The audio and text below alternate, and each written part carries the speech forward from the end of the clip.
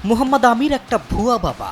আন্দাজের ঢিল ছুঁড়ে মিলে গেলে বলে তীর ছুঁড়েছি, আর না মিললে বলে এটা কেবলই অনুমান। মোহাম্মদ আমিরকে ঠিক এভাবেই কথার আক্রমণে জর্জরিত করেছে ভারতীয় সাবেক ক্রিকেটার নবজিৎ সিং সিধু।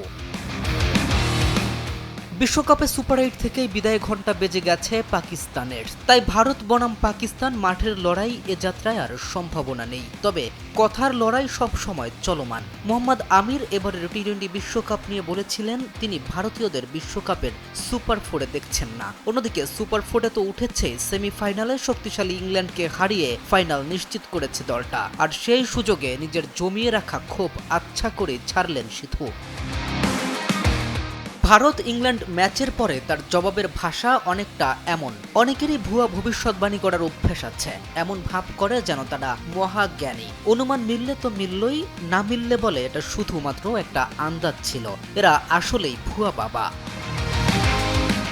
এমন মন্তব্যের পরে এখন পর্যন্ত কোনো পাল্টা জবাব আসেনি মোহাম্মদ আমিরের পক্ষ থেকে। তবে ভক্তরাও অপেক্ষায় কখন আসবে জবাব। হয়তো আমির নিজেও অপেক্ষা করবেন নিউজিল্যান্ডের বিপক্ষে ভারতের ফাইনালে পরাজয়ের জন্য।